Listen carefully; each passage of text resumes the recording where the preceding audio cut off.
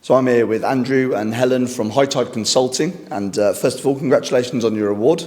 Thank you very much. Thank you very much. And Andrew, we start with you. Can you just give us a brief overview of what the consultancy is all about?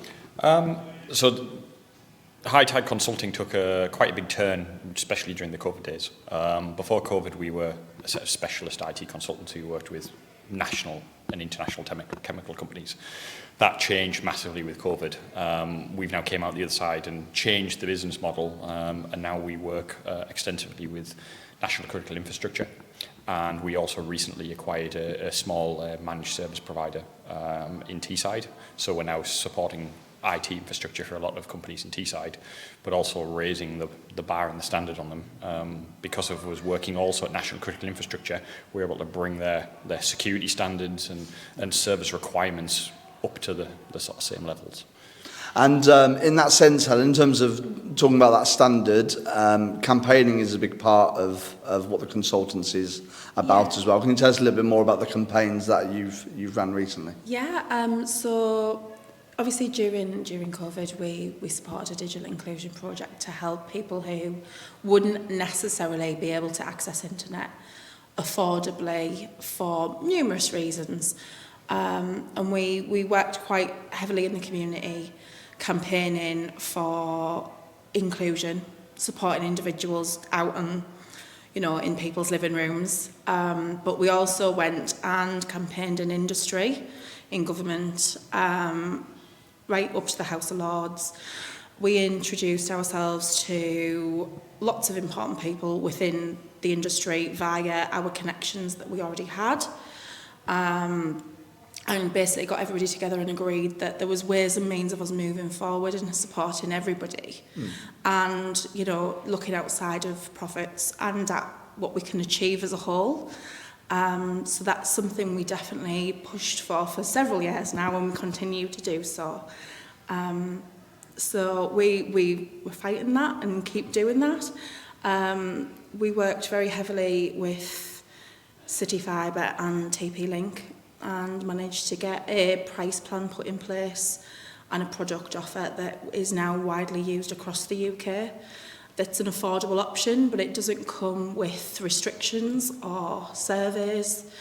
It's kind of a no-shame policy in that if you want that, you can go and access that affordably without having to tick boxes, which is really quite nice.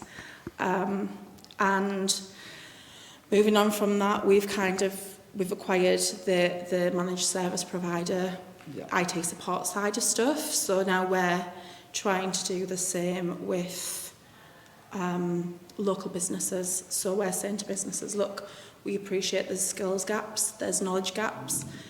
We're now running workshops to help people actually learn and develop in that sense. So that's something that we're doing on a regular basis now, is running workshops for people to access that information at an affordable cost and get the lunch. And Andrew, in terms of day-to-day at the consultancy, the projects that you manage, is it very much an end-to-end process, and you take on the whole thing, as it were? Yeah, so we take on, for some customers, complete end-to-end projects. So they'll we've had a few companies that arrived that have grown massively since COVID, where they used to start as a one-man band in their office, and now they employ 20-odd people. And they've never really looked at IT. It's just evolved, and now they've realised, actually, we need something properly in place. So we work within businesses completely end-to-end. We also do a lot of specialist end-to-end projects, so we work extensively with a lot of small altnets. Okay. So altnets are small ISPs that would have started in a local community and grown. Okay. But as they've grown, they don't necessarily have the technical expertise to continue running such a complex network, especially when you start bringing in wholesale and all that type of stuff. So something that I'm quite a specialist in and known in the industry is working with these altnets to grow and aggregate their networks. Okay. So we've got quite a few of the customers we're actively working with at the moment across the country in joining their internet backbones together. And Helen, obviously the High Tide Consulting is quite a small consultancy in the space, but you've got a number of sort of specialist IT services that others perhaps don't provide. Is that what makes you a bit more unique? It does. So although we're only a little team, we do have a whole raft of specialists at our disposal that we are friends and work closely with, that we do bring in for bigger projects. But we do offer things that your normal internet support company wouldn't, your IT support company, sorry, wouldn't necessarily be able to offer.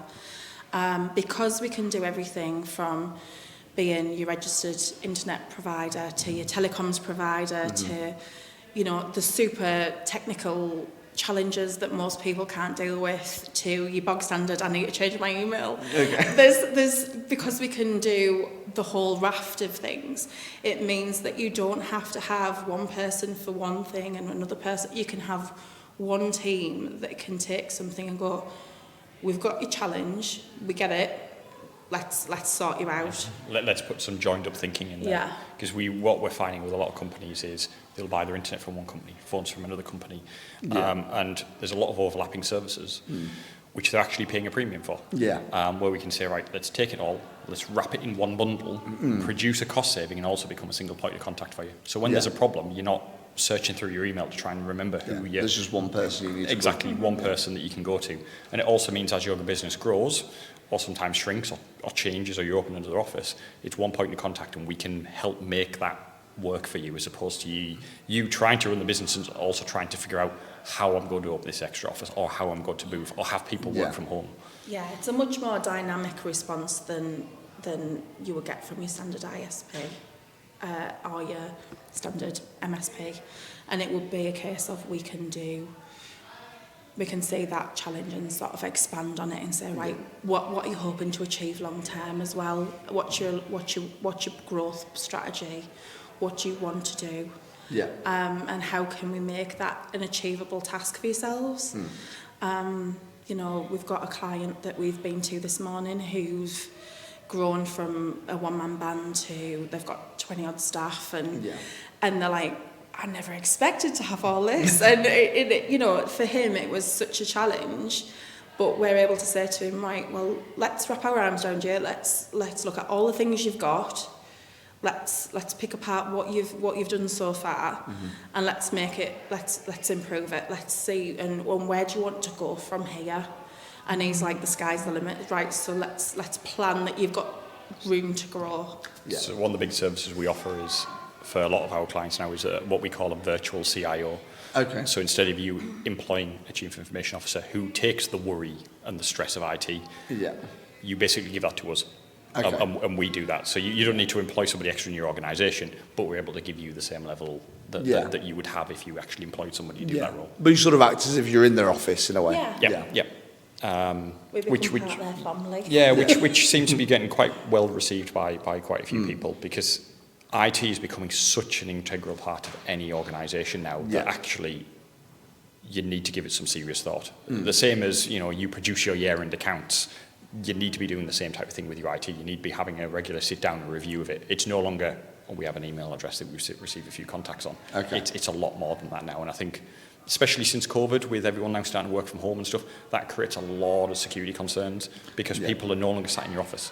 They're all over the world. Yeah. That you know, it causes a lot of complexities and stress for a lot of organisations. Well, congratulations on your award, and thanks very much for speaking to us today. Thank you very much. Thank you.